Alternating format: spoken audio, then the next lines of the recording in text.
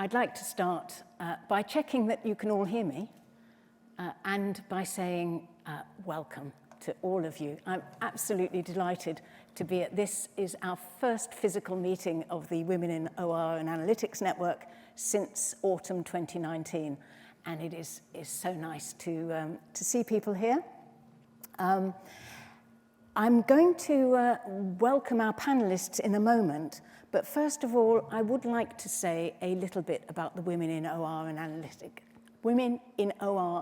Analytics Network, which is aimed at basically supporting women who work in OR and analytics to overcome the challenges, the barriers, by building networks, by enabling us to share, by exploring ideas which are of interest to women in particular, but also we welcome the whole OR community because we think the issue of women's position in OR is an issue for the whole community, regardless of gender. So welcome to all of you, whatever your gender. We usually start our online events. We've been having online events roughly once a month since shortly after the pandemic started. And we usually start with a poll. So at this poll, I would like to just ask you to raise your hands if you see yourself as being entirely or partly an academic. So if you can stick your hand high. Thank you. And raise your hand if you see yourself to be entirely or partly a practitioner. Raise your hand high. So we have a lovely mix, which is great, 50-50. I do like to see we do get a good mix of the community at WORAN events, but it's good to see it repeated here. I just want to add 2 items of WORAN business before we move on to the subject of this event. One is that we are looking to refresh the committee. We have a large committee, but it's a large committee of very busy people, and we always welcome more members. So if you're interested in joining, please have a chat after this event or later during the conference. And the second is to remind you all of the land lecture. We've had an autumn event, a major autumn event every year since we were founded, and we have now received permission, I'm very pleased to say, from Elsa Land's family to name it the Land Lecture after Elsa Land, the pioneer of Branch and Bound. The 11th of October, 4 p.m, it will be online. It will be with Carol Mundell, who is an amazing person. You can see some of her accolades there on the screen, but also she has had some very bruising experiences and triumphant experiences with challenging sexism and harassment during her long career. And she'll be in conversation with Sally Brailsford. So do please, if you possibly can, put that in your diaries. So those are the announcements from WORAN. And now I would just like to welcome our panelists. I won't stop sharing just now, but when I do stop sharing, you'll be able to see Grazia full screen. We have Grazia Speranza. Grazia is Professor of Operational Research at the University of Brescia. She's a former president of EURO, the Federation of European OR Societies. She's a former president, she's the immediate past president, in fact, of IFORS, the International Federation of OR Societies. But the reason apart from all of her fantastic experience and integration and importance in the OR world, the reason I'm really pleased to welcome Grazia is that she put this idea into our heads. Grazia was our speaker in our first online event in 2021, and she was talking about stereotypes of women, and one of the questions was, do you think quotas is a good idea? And Grazia said, yes. And then we moved on. And several of the committee thought, that's sort of interesting. We ought to explore that more. Now is our time to explore it more, and I'm really glad that Grazia is going to be with us to explore it. Then I'm delighted to welcome Helen Sanson, who is closer to the systems community. Well, in fact, Helen is a systems thinker. Helen has founded her own consultancy, Forsera CDC, Community Development Corporation, perhaps? Community Interest Company, I've written it down wrong, CIC, which is a not-for-profit consultancy. So Helen, as I said, is a systems thinker, and the consultancy focuses on learning, on strategy, and on capacity building. And Helen has a different take on the question of quotas. And then we would have had Catherine Kent, who is the head of OR at the Office for National Statistics and the incoming chair of the Women in OR and Analytics Network. But I'm very sorry to say that she's had to send her apologies because of the period of mourning for the Queen. The ONS is one of the government departments that has forbidden its staff to go to any events. So she's really upset not to be able to be here, but she's with us in spirit. And then finally we come to our token man. Thank you very much, Kostas. Kostas' 15-year-old daughter has warned him against this. But Kostas he's a professor in business and information systems at Durham University Business School. But in a particular reason I'm glad to have Kostas here is because he is chair of the Committee of Professors in Operational Research. So we have a panel which mixes OR and systems and practice and academic life, and is international as well. So welcome very much to our panel. And I've got in there as well, you see JGA, who are sponsoring the drinks reception, which follows this. So the purpose of this event is just is not to come to a decision one way or another, but to stimulate thinking and prompt discussion about the ideas that lie behind quotas and the whole issues around underrepresentation. I'm going to give a brief introduction, and then I'm going to have 2 questions for each of the panelists. Now, the panelists aren't experts in the question of quotas. They are thinking people who've got deep roots in this part of the parts of disciplines that are represented by this conference. And so they will be discussing the questions from that point of view. But then I'm going to pass it over to the audience. And I would really like the audience, that's you, to get involved, not just by asking questions of the panelists, and please do feel free to ask challenging questions to one or all of them, but also by putting in your own thoughts and comments, because this is meant to be a discussion rather than a formal presentation. And then at the end, we hopefully will have time for some final thoughts from the panelists, and then we have thanks to JGA, who are an apprenticeship provider, who are providing systems thinking and OR apprenticeships, sponsoring the drinks reception, which will be, assuming it hasn't started raining by then, it will be outside on the terrace we go downstairs. So, the brief background, I am certainly not an expert on quotas, but I do know that women form about half the population of the UK, about half the population of the world, slightly more than that.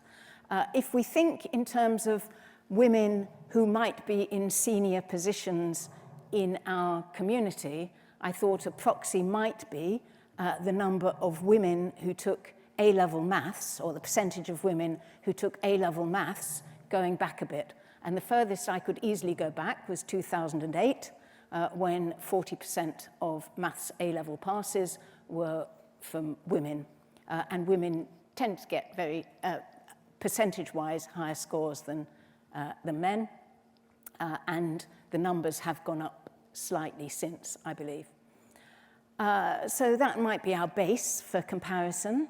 If we look at today, the heads of OR and Analytics Forum, which is a collective of about 80 people who lead operational research or analytics groups in industry, 28% women.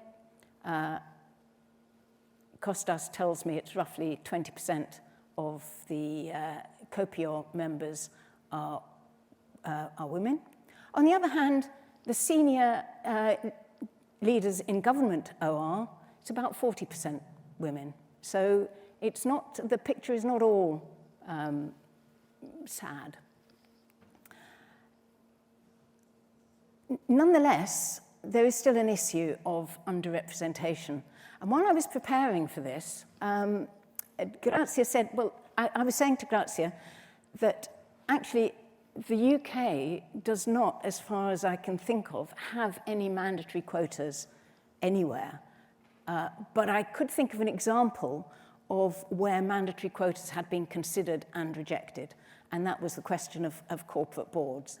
So if we look, for example, at the Norwegian experience, Norway has a quota required on listed company boards of 40% women. They set legislation setting that quota in 2003, and when they were at about 6%, and by 2005 they'd reached 17%. They then set sanctions, and you can see that it took a year from sanctions being set to reaching 40% as the quota required. The EU has recently agreed to set 40% quotas for listed companies. Now this, I know that the UK had a report in 2011, I think, the Davis report, which looked at this question and decided not to set quotas, but to set targets. And what you can see is that these targets are actually set not for listed companies, but the blue ones were set for FTSE 100 companies, the purple for FTSE 350 companies. And you can see that the targets have been reached overall. So that's the second line. If you added up all of the women on boards in the FTSE 100, it's 25%. However, so you've reached that target, but for many companies, they haven't reached the target. So that 25% is effectively the average. Some are more, and quite a few are less. And the other issue around that is that that's been reached by hiring women non-execs. So corporate boards consist of executive directors, the ones who've been promoted through the company and earn lots of money to get to be an executive director, and non-executive directors who've been hired in from outside. And it's easier for a company, of course, to hire in from outside. So those figures tell a complex story about quotas. They don't tell a simple story. But I just thought I'd put them in to give a little bit extra background. So I've really rather gone over my time and challenged our panel. And I've got, as I said, I'd start with 2 questions to each of the panel. And I'm going to put in the first question, and I'm going to stop sharing at this stage so that Grazia can be seen properly when she gets to do her answering.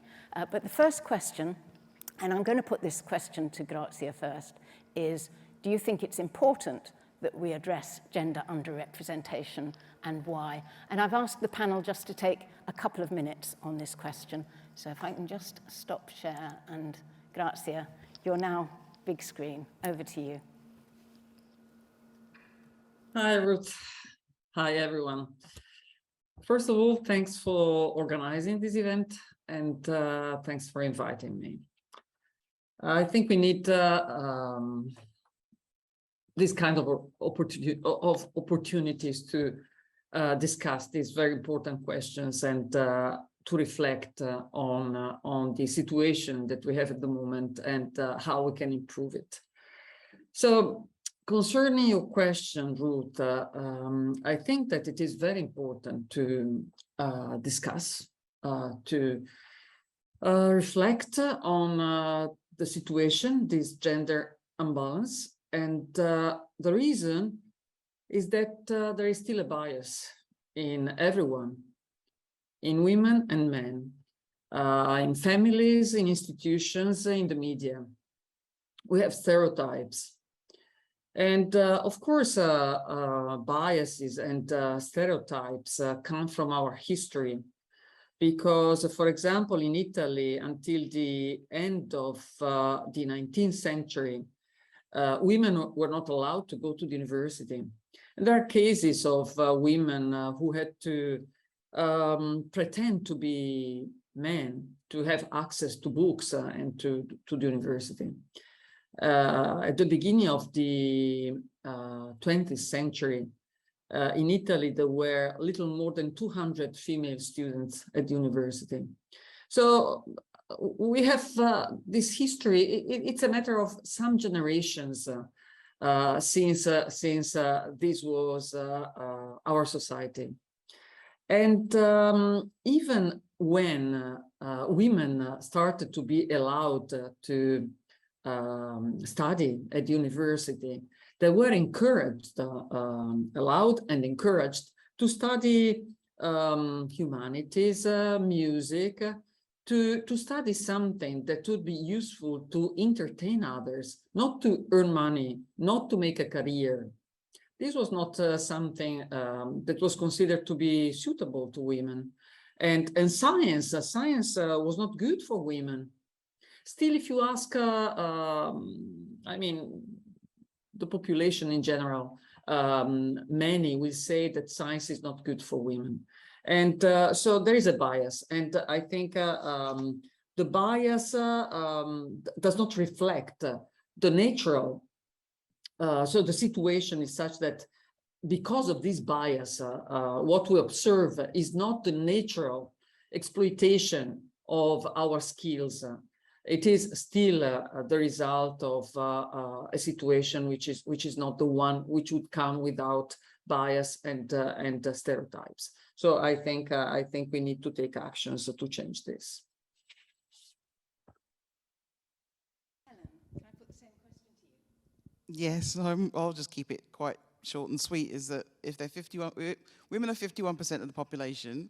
So if you reflect that in the board or within the workplace, you're losing out on half the population's perspectives, which from a systems point of view is not a good thing, because you need to be able to hear diverse perspectives and have them challenged. So if they're not there, all you're hearing is yourself, really, at that, within the workplace, at the board level, etc. So simple, short answer is yes, it needs to be addressed. We need to make sure women are there, but it comes very more complex, so I won't go into the next bit. Is the how we do it, which is your next question, is the more interesting part of it, because therein lies the rub, and whether or not it's even possible to do this is the question. Thank you very much. Kostas, over to you. Okay, so I'm well here. Thank you very much, Ruth. Thank you, Ellen. Thank you, Grazia, for your views. Initially, when Ruth gave us the questions, I thought it was, very straightforward. But the more I was thinking about it, the more challenging it gets. And saying that as the head of the copier, which I just took on from Sanya, and the previous head was also a female leader, which it's interesting how you have organizations that have traditionally been run by female leaders, and it was exceptional. So we really need to see which discrepancies, for start, we need to address. So is it just gender? Is it sex? Is it sexual orientation? Is it disability? And then if we put all of them together, it's a puzzle that you cannot solve. So there is research that says if you go see 6, 7 characteristics, then you go down to one specific individual. You identify specific individuals across the globe. So why start from that? I don't know. I definitely need to be addressed, but is that the first one? That's the first question. Hold it when we get to the next question. Are you ready for the next question? Yes. So yes, it's a bit of a relief that the panel does all agree that it needs to be addressed. So the second question, which is really the nub of this one, is so I'm not going to put it back up on the screen, is do you think, panel, that quotas are a good idea to address the discrepancy, and why? So again, Grazia, if you can take this one first, and then we'll move on to Helen and Kostas. Well, the point is that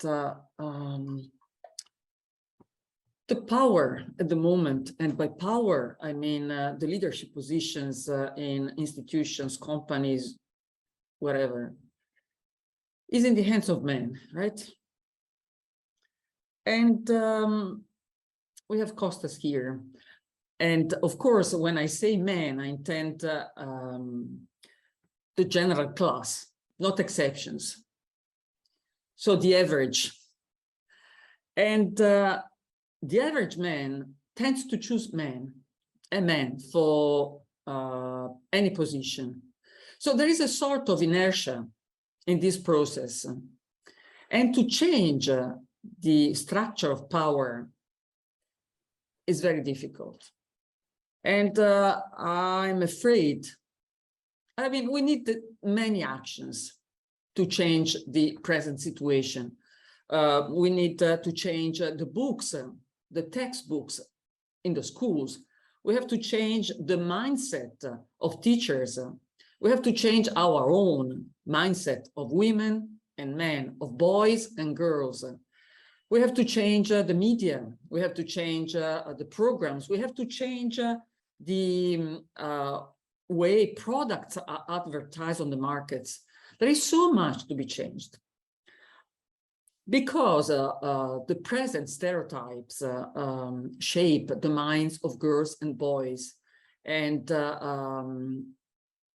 this is a barrier to the change towards a situation where the gender gap is reduced, if not really eliminated. So there are many actions to be taken. But I'm afraid that I do not believe at the moment, maybe I will be convinced by the discussion, that merit is what emerges naturally in the society. That is, we have good women, we have talented women, we have talented men. And when you have talents, just the talent will be sufficient to earn a position and to grow in any kind of career. I do not believe in that. So this is my main concern. And well, there are many data and statistics that I could provide if you'll be interested. Luckily, now we have studies, publications, papers that tell that, for example, if you go into the university career, there are studies that show that top universities in front of when examining CVs of two candidates, a man and a woman, they will prefer the man. And when they choose the woman, they will offer a lower salary. So we are still there. And when there are recommendation letters, they will be much stronger for men than for women. So because of the biases, we are still there. And there are data that I have collected because we love numbers, right? So we trust words and opinions, but we love numbers. So concerning, in Italy, we have the quotas for the listed companies. And the law has been introduced in 2011. At that time, a 20% was requested in the boards for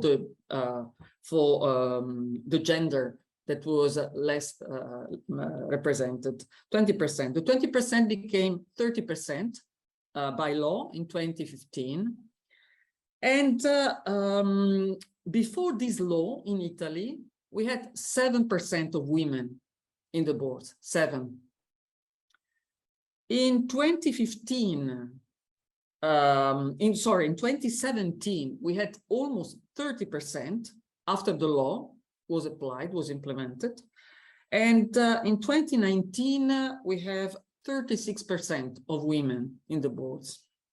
Now, about the companies that are not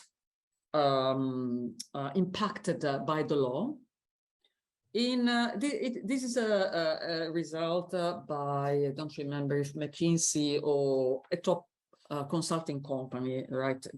Which collect, and these companies are the 500 companies in Fortune, the Fortune 500.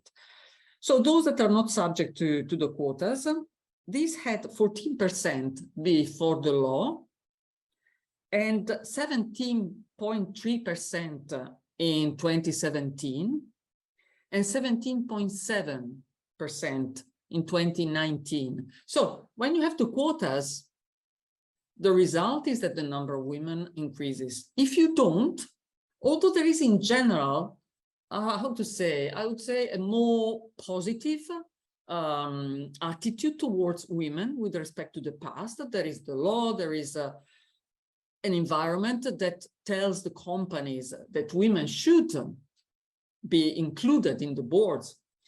This does not happen if you don't have the quotas. So my argument is that yeah, without the quotas, there is not much progress. I don't know the targets. Italy never had the targets, but also let me say another thing. I'm gonna hurry you. So if just a quick one. Okay. I stop here. Maybe I will tell something more. Okay, thank you. Thanks very much, Grazie, though. That's a really helpful insight. Helen. Thank you. So Grazie has just said the numbers don't tell you the story or don't lie or something. Problem with the numbers, what they don't tell you is who are these people and how did they get there?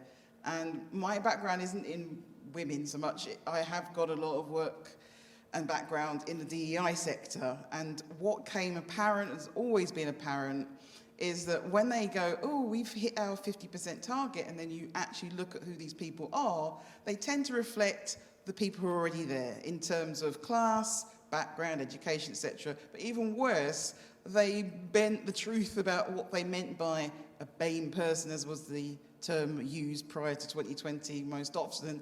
And you probably saw quite a few people having to put their hands up and say, well, actually, when we said BAME, they were actually European, they were this or that, but they certainly were not black, they certainly weren't Asian. And that's my problem with this whole thing about the quotas. As nice it is to have the number and try and hit it, but if you don't know who these people are, how they got there, they could actually just be replicating the same systems that are there in the first place. They're just the same as the men. And we've seen this with the Conservative government. People clapping their hands, oh, it's so diverse. But actually, when you broke it really right down, they were just the reflection of the government that's been there before. So most of them are privately educated, including those who are black, like Kwasi Kwarteng, James Cleverly, etc. The women, actually, the numbers were actually slightly down compared to, I think, Labour, etc. So when we hang on the numbers, it's telling you such a small part of the story. And even the studies I had a look at around quota use in Sweden, etc., they told you the number, but they didn't tell you who these women were. How did they know that these jobs existed? How did they get through their interviews? And unless you have that whole background story, it is just a number. And it's usually that number is going, I would put money on it, reflective of the men who are there, and they're going to be a reflection of the culture within that organisation. So they're going to be part of the same system. They're not going to be any different. And I'll just keep it as simple as that. Thank you. And Grazie's going to get a chance to come back in a minute. Yes. Kostas. Okay. I'm somewhere in the middle. So quotas, if they're solving the problem, and we haven't yet defined what the problem exactly is. So yes, there is discrepancy, but where does it really start from? And as I reiterate, is it just gender or 10 other things that create that discrepancy? But okay, if they sort of bring more women, I'm definitely for it. Christina, my finest student, is here, so I gave her the role of lab manager immediately. So, you know, you take a bet there and it worked well. Many other of my students, they got professorships in Swansea, in Bangor. So I do invest, but that's small actions, that's not quota. It's small actions you do every day. So they will bring more balance. Also, more women will mean, by research, more creativity, okay? Also, it also means, from research again, less risk. So maybe we need less risk and we need more creativity. I am definitely for this thing. So that's another good thing you get. Also from research, personal research this time on female leaders in the North, they go more for transformational styles rather than transactional styles, which again, it's a good thing, especially the times that we live.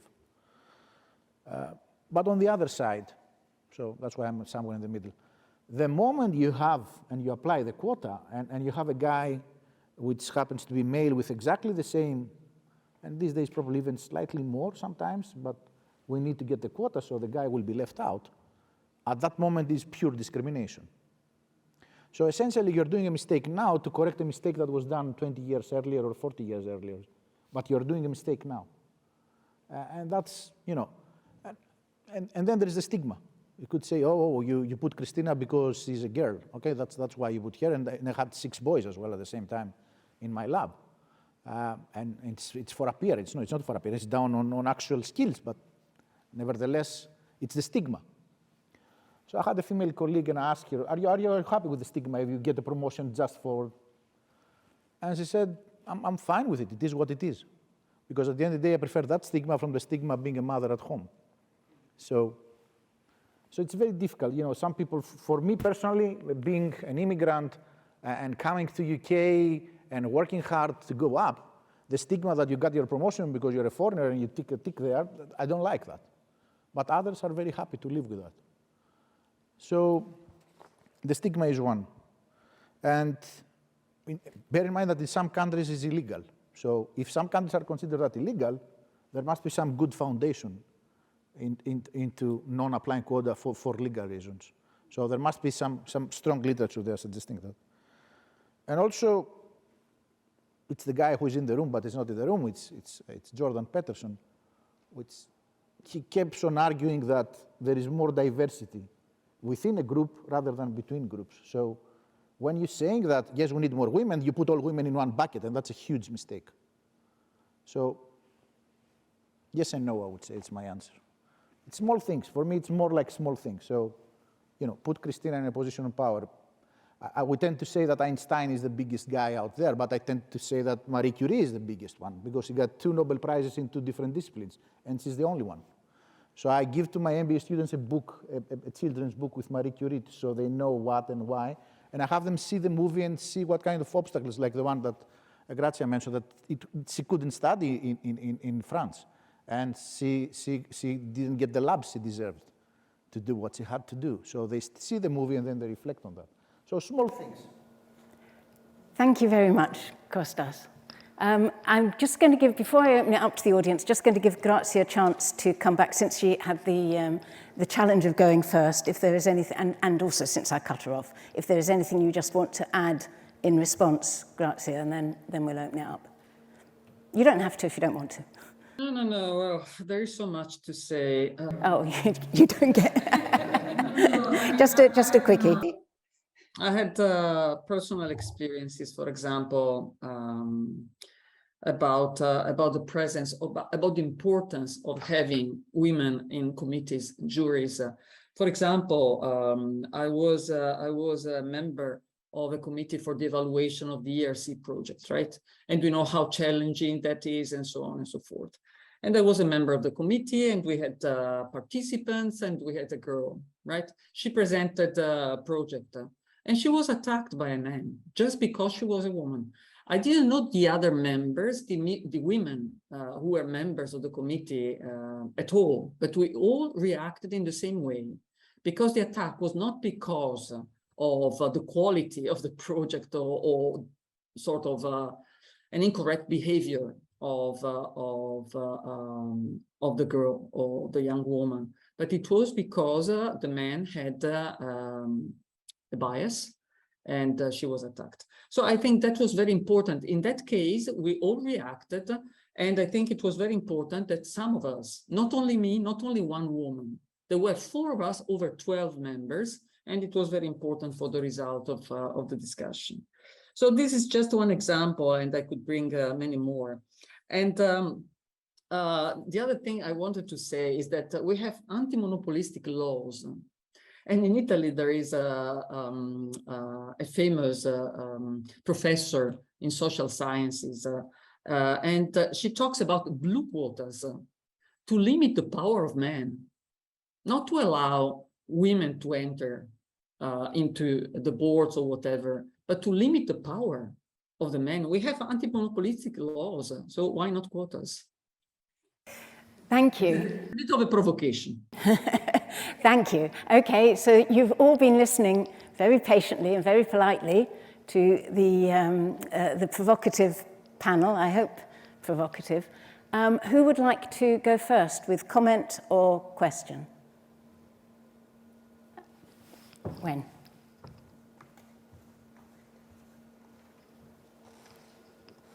Hi. Yeah, so it's very interesting kind of discussion about the quota. And I have to say, I totally agree the idea of meritocracy in a way. And of course, I'm from a kind of a minority. I'm in minority. So I'm not quite sure whether the idea of quota is something that we should impose in any other kind of group, because I think we might go down to the route of positive discrimination. So that's kind of very, very dangerous path that we can go. But I'm really in favor of everything should be transparent, every process should be transparent, and everybody agree that everything that decided should be on merit, rather than, especially for academic, from myself, that should be the route that should show. But I don't think that the idea for quota, that we should follow that route. We have to something like that, and of course, with positive discrimination, that, oh, we have to fulfill, let's say, 40% of something, then we need to find someone to fill in the bowl, and then we're done, and that's it. We don't need to worry whether that particular person could be able to do the work or not, or whether it's fine with the company or whatsoever. So that would be my opinion. Thank you. That ought to be provocative. For anybody want to come back or to comment? Yeah, over here.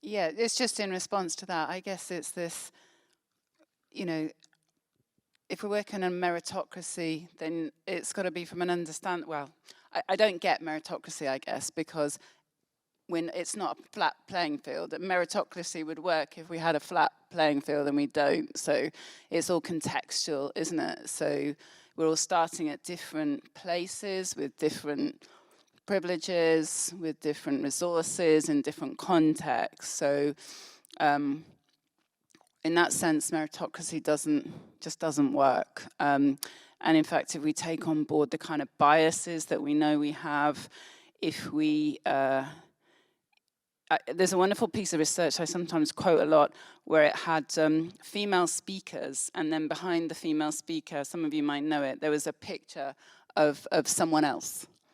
And what was asked of the speaker and the audience was, how effective was this speaker? So the speaker was a woman, and pictures but behind the woman were, I think there's one of Angela Merkel at one time, one of Hillary Clinton, this is a while ago, I don't know whether it would have changed, and one of her husband, can't remember his name, irrelevant, what's his name? Bill, yeah. And basically when there was a picture of Hillary Clinton behind the woman, everybody reported that the speech was better, you know. So that's a little tiny contextual element, isn't it, that is shifted, that completely changes everybody's perception of the effectiveness of, and I think it was kind of an academic talk. So, you know, meritocracy in that instance kind of gets a little bit blown out of the window because it's subjective, contextual, etc., etc. I'm sure others could add to this. Just before we move to Ruth, it'd be behind you, can pass the mic back. Do any of the panel want to add anything to that?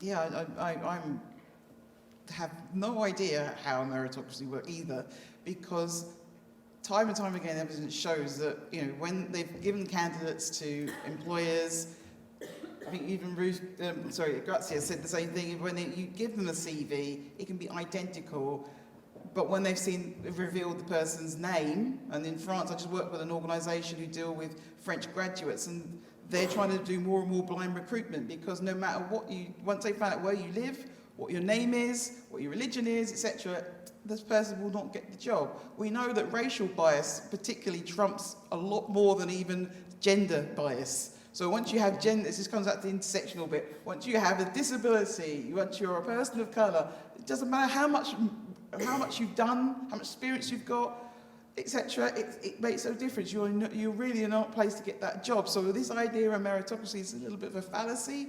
We like to spout it out, and because we also have celebrities who will come up and go, Jeremy Clarkson with his famous A-level tweet, oh, I didn't do, look at me. But yes, he's a man who went to private school with great privilege, and we tend to forget this. He was always going to do well, regardless of whether he did A-levels or not. And that is the thing we have to remember, is this unequal place we have, and the inequity we have in the system is really vital we understand that.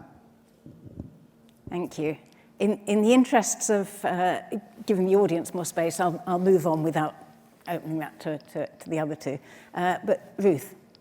Thanks, Ruth. Just a comment, I guess. So, stepping aside from the question is the mic on?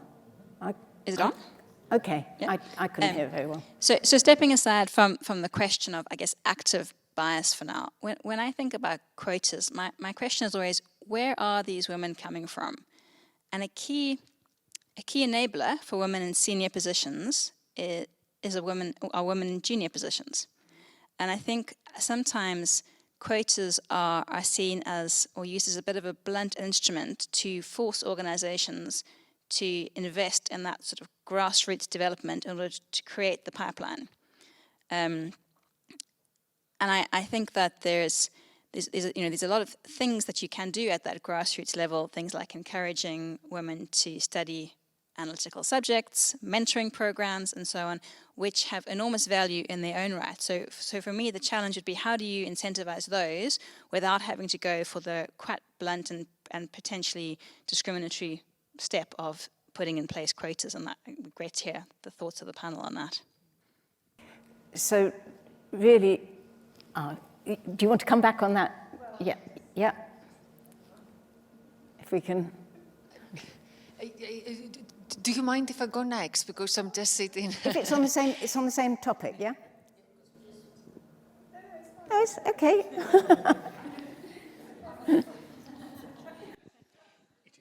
Okay, thank you. Thank you. I'm an academic, and I do accept, both sides of the argument.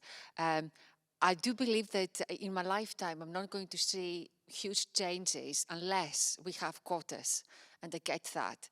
But I feel that when it comes to implementation, the counter-argument is going to be meritocracy, and people are going to say, oh, it's unfair. But fairness is another issue, is very subjective. But something else I would like to add to the discussion. A few years ago, I did some research about women and, how we should design job advertisements to attract women. And it's very well established that if we have job advertisements where we want someone who is collegial, then it's more likely to attract women applicants. Whereas if we use the keywords ambitious, we want someone who is ambitious, driven, we're more likely to attract men. And I think this is where the problem starts, because how do you measure collegiality? When it comes to success and performance at work, we always try to simplify things and, measure, for example, the academia is the number of publications. That's easy to measure. But how do you measure qualities that women are more likely to exhibit, like collegiality?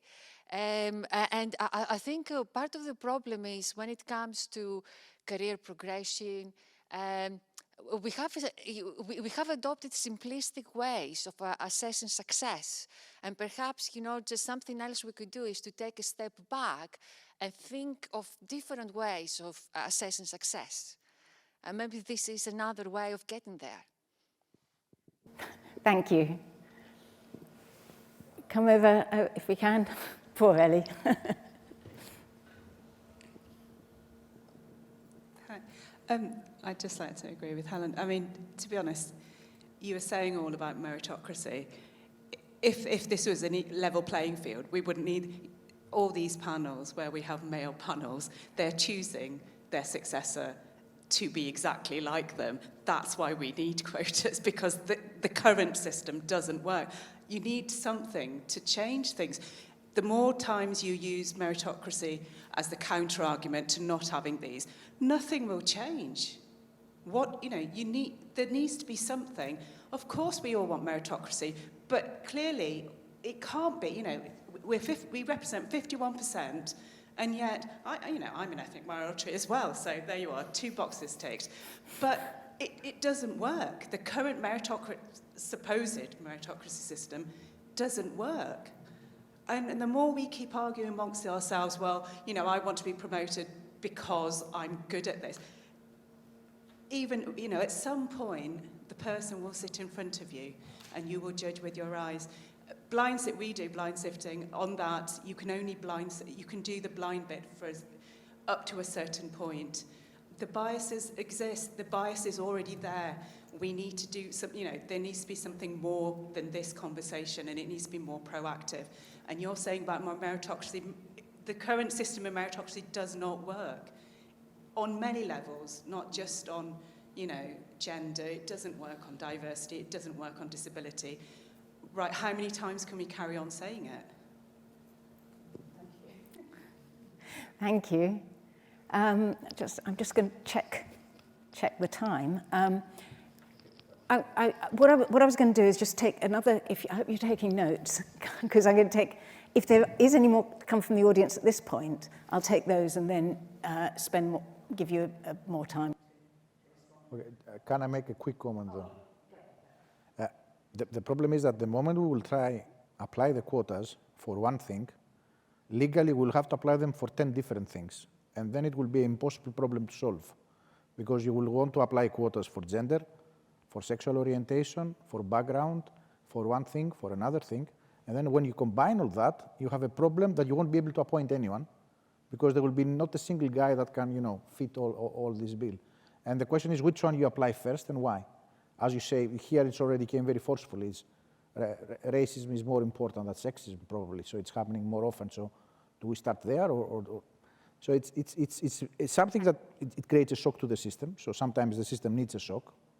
Yes, but no, I didn't say do nothing. I said I did small things. Myself did not change the curriculum, promote people. You can do things, but if you start applying the one thing and then apply it for 10 different things, then you can't really apply anything. Because the next thing is there will be, okay, let's get the statistics, population statistics. Let's see how many X, Y, and Z, and then apply that as well at the same time. And then you have a job description that you have 10 different quotas to satisfy. And then you don't appoint anyone, because you will never find the guy that satisfies exactly all those quotas that you need. No. I think somebody else wants to join in this particular issue, but I'll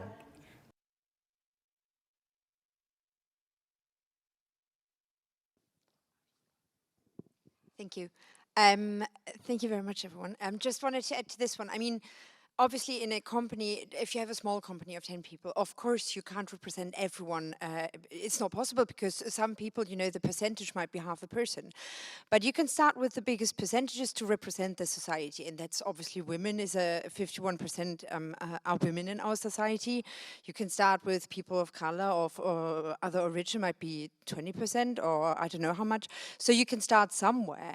It's not okay that you just don't do anything. And if quotas is the only way to move us forward a bit quicker, then why don't we use it in the short term to get us to a point where we can say, and now it can regulate itself. Now the system, now the training programs are in place for women to enter into businesses and those sort of things. I'm not a fan of putting a quota and forcing someone to do something, but if the numbers say it doesn't work otherwise, we need to have business objectives that focus around, we need to add diversity to our business. Then maybe that's a good start. Thank you. Any other points from the well spotted. Oh, go then. I'm sorry, I just want to follow, and I think because OR is really the field that we do research to improve process and everything. So the point that I want to make is that the ranking problem, so I mean, I'm talking from the academic point of view, ranking problem is very interesting problem. Because if you want to choose people, you have to make a ranking problem. And people talking about bias, so that should be a very interesting research question for OR researcher to work on the ranking problem, how to deal with the biases. And that's the only point that I want to make. It's not from what I say, but that would be something that we can change if we do research on that particular area. Yeah. Thank you very much. I think at this point we can carry on the discussion over drinks. And I will just, I've not expressed an opinion on this, but I would just say one of the things that I have heard in discussions on diversity improvement is that things that are done to improve the position for any specific disadvantaged group tend to improve the situation for all groups.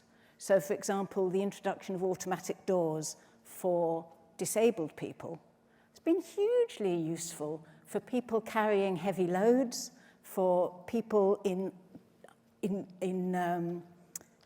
who've temporarily broken an arm, for people who are pregnant, for people who are temporarily disabled. The introduction of flexible working, when spread to, if it was introduced for women, has been of value to the whole workforce. So there is that also to consider. But that was the only point I was going to make. But I will now go back to, there's been a number of points made, and I would like to go back through our speakers. I'm going to go in reverse order this time, just to make any final points, and in particular, where you don't think quotas are a good idea, what do you think we should be doing instead to address the underrepresentation, whether it is of women or other underrepresented groups? So, are you ready for that one, Kostas? Over to you. Sorry. The whole point was to get a female professor here from Kopior, okay, like Sanya. But we tried to get one, and all the professors were busy. And then Christina told me, yes, of course they're busy. They're super busy women. They have to do so many things. They have the family, they have the teaching, they have the research, they have to do all these things. And I kept on thinking, what is the real origin of the problem here? So it's not, as I see it, at least personally, it's not just gender per se. It's that women really have to do more stuff. They have to do so many stuff. And then I reflected back to me, and from the moment I had children, I have 3 children, everything went to low speed.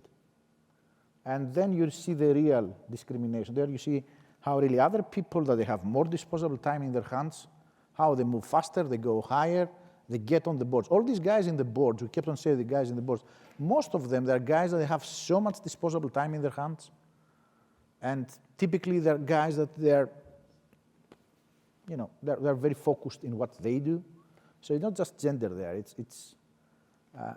just happens that women, naturally, children go chase them and say, Mom, can you please help me with that? So they don't have enough time. Now, should we do something as drastic as quotas to sort it out? Because then they're left behind in the salary. Well, that's the big thing. That's the real big thing. That they don't get the same money when time comes. Is quota the answer? As I say, for me, the answer is probably people that they start doing small things every day to help improve the situation. But maybe, when you are drastically so far behind, maybe you need, drastic measures for severe situations like maybe the ones we are facing. But for me, the real big thing is time in your hands, and women don't have it. Thank you very much. And can I just say that I know that you'd wanted a woman professor, Kostas, but I'm really pleased that it's not an all-female panel, because I think it makes the point that this is an issue for all of us. both those who've got some power to change and those who are going to be affected by changes, are from all genders. So I think it's been really good that you've been able to join the panel. So don't think of yourself as the token man, Kostas. Think of yourself as if you're really entitled to be part of this group, and you're very welcome. No, seriously though, you are. And then Grazia, as the person who started this all off, would you like to finish it? Well, Kostas has opened a big window of discussion, so that would require another panel. Excellent. because this is a truth in a way, but it is a bias as well, because women are more efficient. We do so many things at the same time. Men have just one thing at a time in their mind. So there's a lot to discuss about this, but I agree with you that there should be a better balance in the family. And this is another thing we have to work on, together with an acceleration of the elimination of biases. So I think there are many directions where our society should work. What we cannot give up is the discussion. And we have to work to increase the awareness of these problems. I heard several speeches in the audience, and I agree with many of them. I think we have to continue. We cannot forget that this situation is not the right one. Thank you. Thank you very much. Can I ask the audience to join me then in thanking our panel of speakers, Kostas, Helen, and Grazia. So thank you all very much. It's not necessarily a role you would have chosen for yourselves to come and speak on this panel. So I'm really grateful to you for taking the time, especially to Kostas for a long, long journey. And I'll just add one thing. Yeah? This guy, when I was working for him as his PhD student, he would come to Bangor to work, and he would go home at night so that he could be the one that got his little boy up in the middle of the night to have that middle of the night week. You have to say that all over again, We all know Christina. that one, yeah, when you're bringing up little children. You have to get them up in the middle of the night to get them in a habit. He would come to Bangor, work all day, go back home at night so he could be the one that was getting his little boy up. Yeah? That's the kind of guy he is. Now, we need many more men like that. That's what we really need. We should have a quota of men who've got a decency, you know? That's a very, very difficult thing to get. Very difficult thing to get.